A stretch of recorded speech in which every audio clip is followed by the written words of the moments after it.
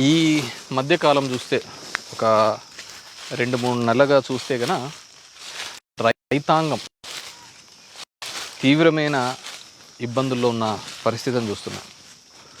ముఖ్యంగా చూస్తే మా అనంతపూర్ జిల్లా లాంటి కరువు జిల్లాలో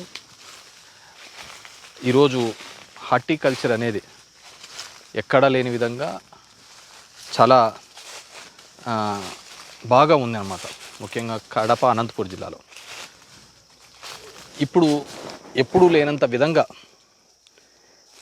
ఈ అనంతపూర్ జిల్లాలో పండించిన పంటకు గిట్టుబాటు ధర లేని పరిస్థితి ఏర్పడుతుంది.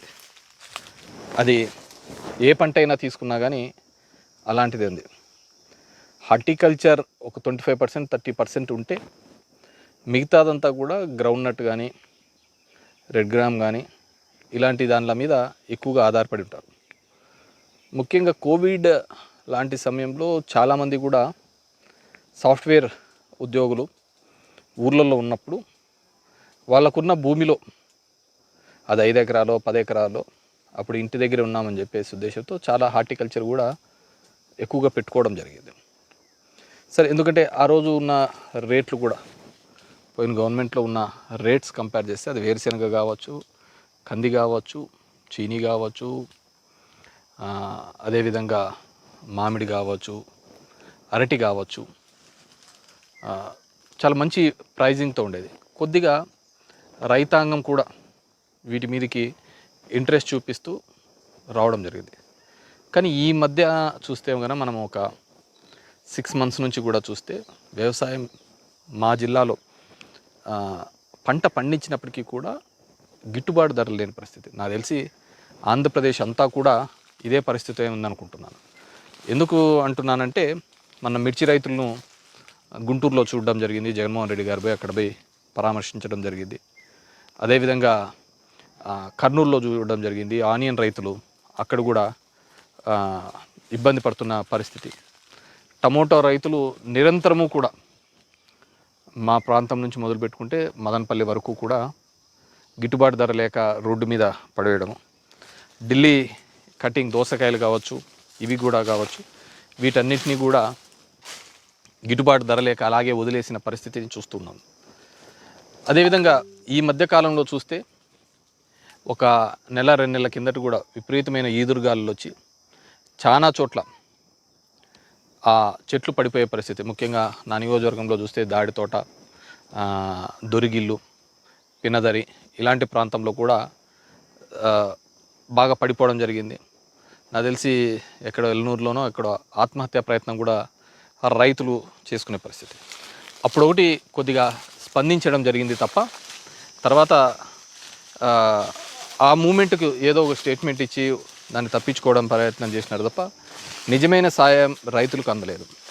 ఎందుకు చెప్తున్నానంటే మన చీనీ చూస్తే 30,000 40,000 ఆ రేట్లలో ఉండేది, మినిమం ఉండేది. ఈరోజు చూస్తే అది 20,000 వరకు పడిపోయింది. దాంట్లో దళారులు కావచ్చు, 20 రూపాయలకే తీసుకోవడం, డబుల్ సూట్ అంటాడు, కమిషన్ అంటాడు, ఈ విధంగా ఉండేది. అంటే ఆ ఆక్షన్ లేక కేవలం 5-6 మంది చేతుల్లోనే ఉంది. దీనికి జిల్లా యంత్రాంగం కూడా స్పందించాల్సిన అవసరం ఉంది. సో ఆ చర్యలు కూడా చేయటం లేదు. ఎందుకంటే కేవలం ఒకరిని కక్ష సాధింపు చర్యలో భాగంగా అవి చేస్తాము ఇవి చేస్తాము పేపర్లకు హైలైట్ అయిదామనే పద్ధతిని చూస్తున్నారు తప్ప ఒక రైతాంగం, ఇంతమంది రైతాంగం ఇబ్బంది పడుతున్నారని ఎక్కడే కానీ లేదు. ఈరోజు చీనీ చూస్తుంటే అలాగే అయిపోయింది, కర్బూజా చూస్తుంటే అలాగే అయిపోయింది, అరటి 6,000 10,000కి పడిపోయిన పరిస్థితి. ఇంత దారుణంగా ఎప్పుడు లేదు.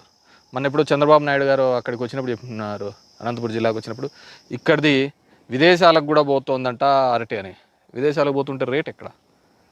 కేవలం 4-5 మంది బ్రోకర్ల చేతిలో పడి ఈరోజు రైతాంగం అంతా ఇబ్బంది పడే పరిస్థితి ఉంది. ఆ ఎంఎస్పి కూడా లేని పరిస్థితి, గ్రౌండ్ నట్ కూడా అదే పద్ధతిలో ఉంది.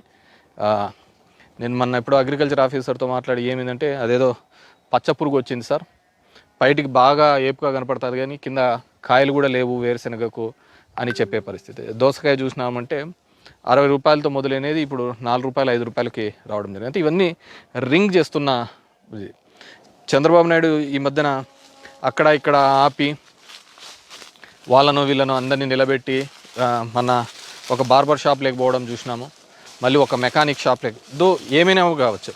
నేను చంద్రబాబు నాయుడు గారిని కోరుకునేది ఒకటే, మీరు ఖచ్చితంగా అది నిజంగంటే ఒక మేలు చేయాలి అనుకున్నప్పుడు ఈ ఈ ఈ రాష్ట్రంలో ఇంతమంది రైతాంగం ఉంది, ఈ విధంగా ధరలు పడిపోతూ బ్రోకర్ల చేతులలో రైతులు ఇబ్బంది పడుతున్నప్పుడు ఏం చేస్తున్నారు?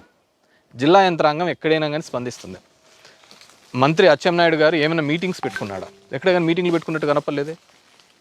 ఇది ఖచ్చితంగా ఎంత ఇబ్బందిలో పడుతున్నారో రైతులకు ఖచ్చితంగా వెళ్ళి తెలుసుకోండి.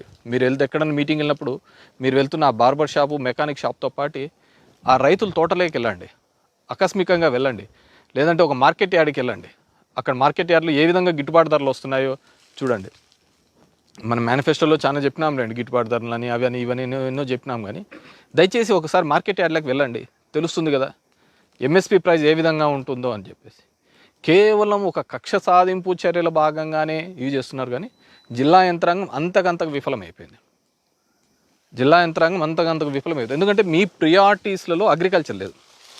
మొదటి నుంచి కూడా మీ ప్రియారిటీస్లలో అగ్రికల్చర్. ఆ విధంగా అగ్రికల్చర్ ఉంటే ఒక రాజధాని కోసము మన ఒక 40 ఎకరాలు ఇంకొక 40 ఎకరాలు తీసుకొని అక్కడ పచ్చని భూములు సరే రేట్లు వస్తున్నాయని ఇంకో విధంగా ఏదో విధంగా మనం మభ్యపెట్టచ్చు.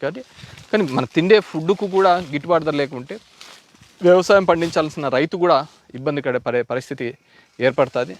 దయచేసి ఈ ప్రభుత్వాన్ని నేను కోరుతున్నాను, రైతులు చాలా ఇబ్బందికరమైన పరిస్థితి ఉంది. దగ్గర నెలన్నర రైతాంది అరటి రైతులకు గాలులు వచ్చి పడిపోయిన పరిస్థితి. ఇంతవరకు వాటికి ఎంత ఇస్తారో ఏమి ఇస్తారో కూడా చెప్పలేని పరిస్థితి. ఎన్యూమరేషన్ ఎంత చేసినారో కూడా తెలియదు, ఎంతమంది రైతులు పోయినారో తెలియదు. మేము ఎవరైనా వైఎస్ఆర్సీపీ వాళ్ళని అడిగి పోయినారు అంటే నువ్వు రైతును కూడా పార్టీల పేరుతో చెప్పే పద్ధతికి ఇతను వైసీపీ ఇతను మన పార్టీ అని. నాకున్న ఇన్ఫర్మేషన్ అయితే ఒక 30-40 మంది అసలు పంటే పెట్టుకోకుండా కూడా రాసేసినారు. అదేవిధంగా 40-50 మందిని అసలు ఆ రైతులను కూడా గుర్తించలేని పరిస్థితిలో ఉన్నారు.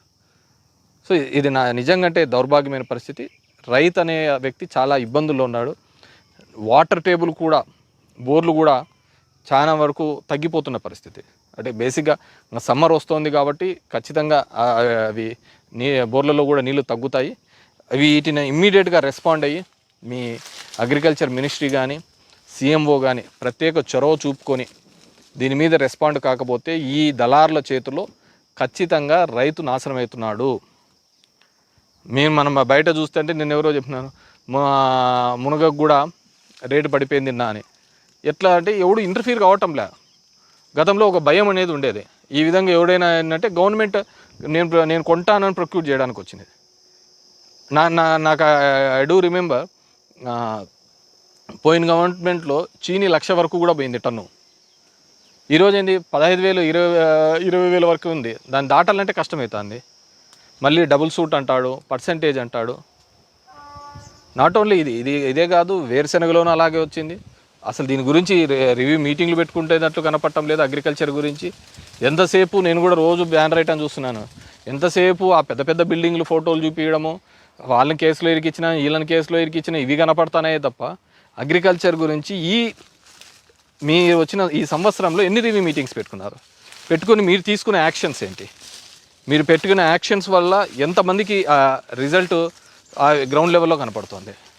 సో డెఫినెట్గా అయిపోయింది, సంవత్సరం కూడా అయిపోయింది. ఇప్పటికీ ఇంకా మీరు పొద్దున్న లేచిన నుంచి ప్రతిపక్షాల మీద ఏడుపు మానేసి ఖచ్చితంగా మీకు ఇంత మ్యాండేట్ ఇచ్చిన తర్వాత జనం దగ్గరికి వెళ్ళండి, మార్కెట్ యార్డ్స్ విజిట్ చేయండి. జిల్లా యంత్రాంగం అంతా కూడా మార్కెట్ యార్డ్ విజిట్ చేయండి. ఎందుకు ఫ్లక్చువేట్ అవుతుంది, ఇంతగా దళార్లు తింటున్నారు అనేది కూడా చేయాల్సిన బాధ్యత మీ మీద ఉంది. ఎందుకంటే మిర్చి రైతులు ఆ విధంగా ఆ రోజు కొట్లన్నారు, ఆనియన్ రైతులు, టమోటా రైతులు, చీనీ రైతులు, దోసకాయ, వేరుశెనగ రైతులు, ప్రతి ఒక్క రైతు ఇబ్బంది పడే పరిస్థితి ఉంది. డెఫినెట్గా వాటి మీద చర్యలు తీసుకోవాలని చెప్పేసి కోరుతున్నాము. ఇట్లాగే గత ప్రభుత్వంలో అయితే ఇన్సూరెన్స్ కూడా ప్రభుత్వమే కట్టి ఆ ఇన్సూరెన్స్కు దానికి ఇది లేకుండా నష్టం జరిగిన నెల రోజుల లోపల ఆ నష్టాన్ని ఇచ్చే పద్ధతిలో గతంలో జరిగేది. అది అందరికీ తెలిసినది. కానీ వాటి విలువ అప్పుడు తెలియలేదు. ఎందుకంటే గవర్నమెంటే ఇన్సూరెన్స్ కట్టి గవర్నమెంటే ఇస్తున్న పరిస్థితి. ఈరోజు ఇన్సూరెన్స్ అందరి దగ్గర కూడా రైతుల దగ్గర నుంచే కట్టించుకునే పరిస్థితి ఏర్పడింది. ఈరోజు మామిడి చూసినాము అంటే మామిడికి విపరీతమైన లాస్, ఆ పూత పూయేది కూడా పూత రాలిపోవడము ఇవన్నీ కూడా జరుగుతాయి. ముఖ్యంగా మా ముదుగుబ ప్రాంతం లాంటి ప్రాంతంలో మామిడి ఎక్కువగా ఉంటుంది. దానిలో కూడా చాలా ఇబ్బందికరమైన పరిస్థితి ఏర్పడింది. అదేవిధంగా గతంలో నేను జిల్లేడుబండ అనే ఒక వాటర్ స్కీమ్ కూడా తీసుకొని రావడం జరిగింది. ఆ వాటర్ స్కీమ్ ద్వారా దగ్గర దగ్గర 25,000 ఎకరాలకు ఆయకట్టు రావాలని, దాని తర్వాత అదందరికీ ఉపయోగపడే విధంగా వాటర్ టేబుల్ పెరుగుతుంది. 2.61 టీఎంసీ, దగ్గర దగ్గర 680 కోట్ల, దగ్గర 700 కోట్ల వరకు ఆ ప్రాజెక్టు. నాకు తెలిసి ఇప్పుడున్న కలెక్టరే అప్పుడు జాయింట్ కలెక్టర్గా ఉండి గవర్నమెంట్కి కూడా పంపించినారు. దగ్గర దగ్గర ఒక 100 crores కావాలి ల్యాండ్ అక్విజిషన్కి అని చెప్పేసి.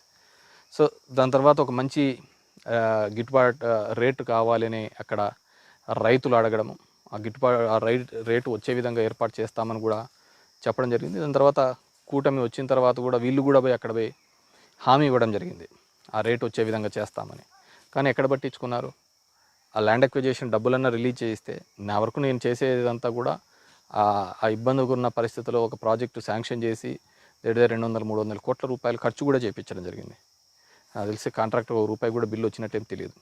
ల్యాండ్ అక్విజిషన్ వస్తే మిగతా కూడా ఆ ప్రాజెక్టు పూర్తి అయితే మా నియోజకవర్గంలో 25,000 ఎకరాలకు ఆయకట్టు రావడంతో పాటు ఆ చుట్టుపక్కలంతా కూడా వాటర్ టేబుల్ ఫిల్అప్ అవుతుంది, బోర్లన్నీ కూడా పెరుగుతాయి.